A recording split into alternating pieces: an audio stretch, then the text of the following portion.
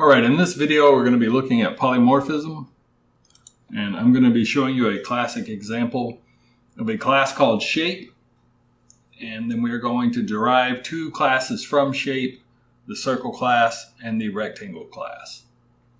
With the shape class here, I've got a float for x and y, and that is because every shape is going to have a position. Now, depending on your program, you may have other things that all shapes have. Maybe all shapes have a color or something like that. But to keep it simple, we're just going to say that every shape has an x and a y. I've got my default constructor here. I've also got a two-argument constructor, a destructor, and a display statement. If we step over to the source file, you can see I've got my constructor here set to set my x and y, and then display is just a simple cout showing the value of x and y.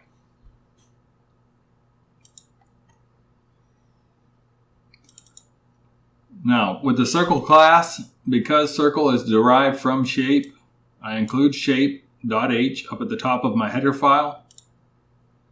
And then I have tagged this with public shape so that it does inherit that x and y component. Circles have their own properties. Every circle has a radius. And then I've created a constructor here that will set the x and y and the radius. And I also have a display statement. So let's look at that in the source file here. I'm calling my base class constructor, and I'm just setting the radius with the r that's passed in.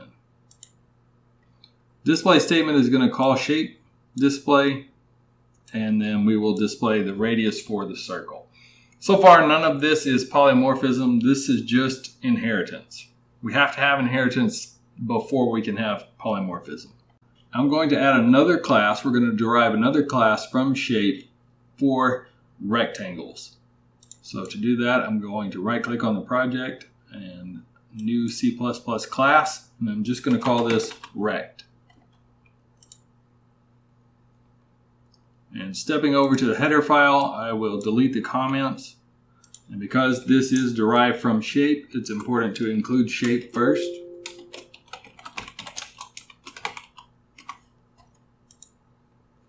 And then colon public shape. And then we will add two floats for the height and the width, because every rectangle has a height and a width. And I will also create a constructor to set the height and the width. So 4 floats coming in here, the x, the y, the height and the width.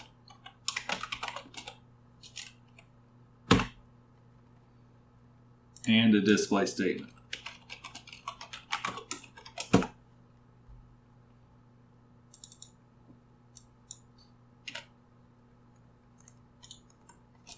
So first the constructor, rect, and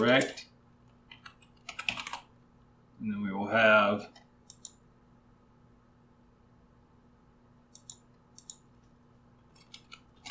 x, y, height, and width.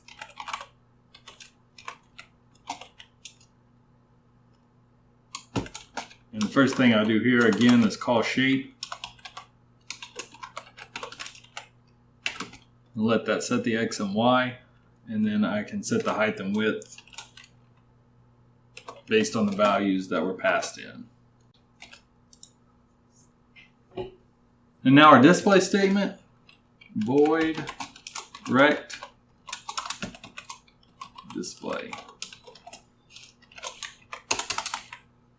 You can have multiple classes in one file, and that is why you have to put the scope resolution right there.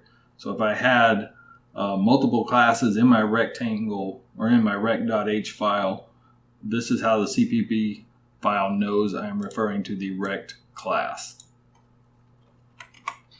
And inside here I will call shape display, and then we will display the height and the width.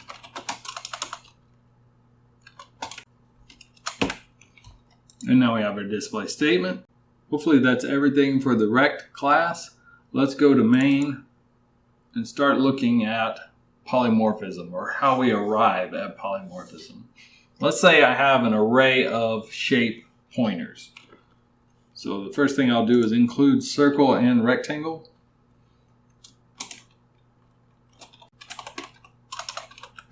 Remember, when you include a file, this is a copy and paste operation. So when I include circle or rect, those are going to bring shape with them. And shape is going to bring IOStream and namespace STD and anything else that I have declared in here. So there's no reason to re-include any of those in main. They're already coming in when I bring in either one of these two classes. So back to the array. To create an array of shape pointers, I'll just call these shapes, and we'll create 3 of them. And I will do a circle, a rectangle, and then we'll do another circle.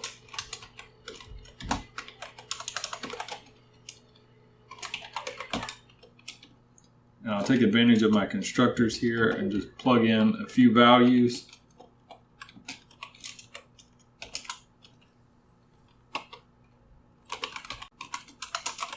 So 1 circle, 1 rectangle,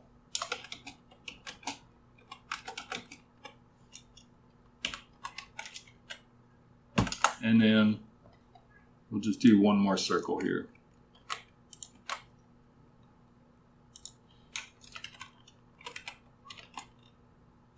I'm being a little bit lazy.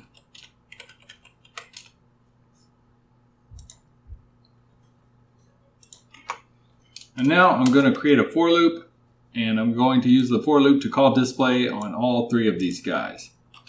So I equals 0, I less than 3, I plus plus, and then shapes sub I display. What do you expect to see for output? Will we see the radius for a circle and the height and width for a rectangle? Or, because these are shape pointers, will it go to the shape class and only show us the X and Y? And I messed up my includes. These should be quotes, not angle brackets.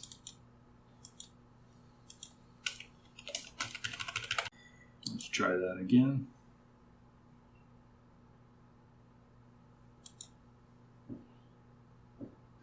All right, and you see we get X's and Y's.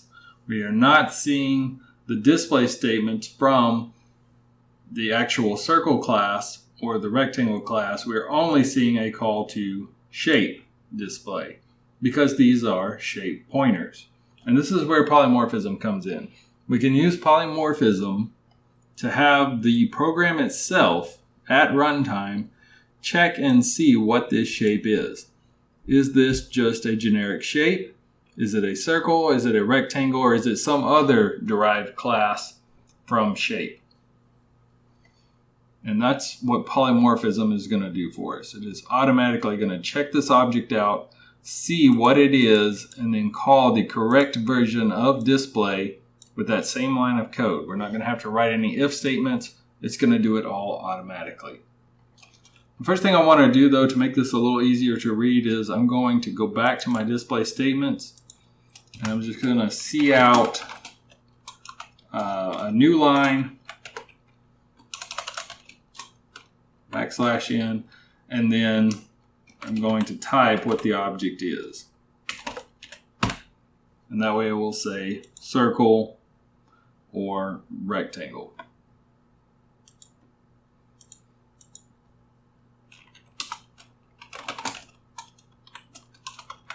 New line, rect, new line. We're not seeing this. We're not seeing any calls to the rectangle display, just the shape display. So to fix that, we will go to the shape class, here where we have declared our display statement. To make this polymorphic, we will write the word virtual. And virtual is going to tell the program to check down the chain of inheritance and see if there is a better version of display to call rather than the generic shape display. If we were to derive again from circle, if we had some special circles that we wanted to have their own version of display, and you wanted the hierarchy or you wanted the polymorphism to work on those, then you would also declare this as virtual. So now if we rebuild the program with a virtual shape display function, we see our specific calls to circle for its display, and we do see the radius there, and then we will get the special call to rectangle and to circle again. So with the same code, all we did was change the word virtual, or all we did was add the word virtual. And now with the same code in main, we are seeing different behavior from this one line based on the different objects that have been loaded into this array. So that is polymorphism in a nutshell. Now you may be wondering, why is the destructor virtual? The reason for that is when you use inheritance, the program is actually going to create an object from every class in the chain up the hierarchy. So it will create a circle, but it also creates a shape object. And you don't see that, you just get to work with the circle, but in the memory it has actually created two objects. If your inheritance trickles down even further, then it will create an object from each class in the hierarchy. The virtual destructor works kind of the opposite of the virtual functions. When you delete an object that comes through inheritance, the virtual destructor is going to delete all of the objects in the chain. So the virtual tells it to, hey, look and make sure there are no other objects that belong to the object we're deleting. Whereas if you don't have a virtual destructor, it only deletes the one that you tell it to delete, and the others are left in memory, and it causes heap corruption. It's basically a memory leak. Let's take our polymorphism a little bit further here.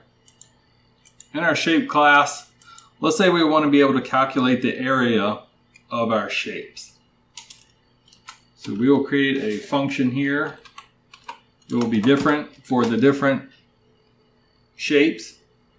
So we will have a virtual, we'll say the area is going to be a float area. And then we will use this function to calculate the area of a shape.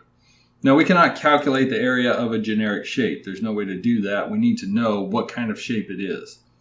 So for this function, I will set it equal to 0. And that's going to do a few different things. This is now called a pure virtual function. And that means I do not provide a definition for it in my source file. And it also makes this class abstract. Shape is now an abstract class. I cannot create a shape anymore. If we go to main over here and we try to say shape, this code will no longer compile because shape is an abstract class. And you can see my first error here is cannot declare variable shape to be of abstract type shape. So abstract classes exist for the sole purpose of deriving other classes, and that is what we've done here. Another thing that is going to do, if we create a pure virtual function, this function is now required to be defined in every subclass, or it has to be declared as pure virtual again. So we are going to do that. We're going to provide a definition in both circle and rectangle to calculate the area, and that will satisfy those requirements. So float area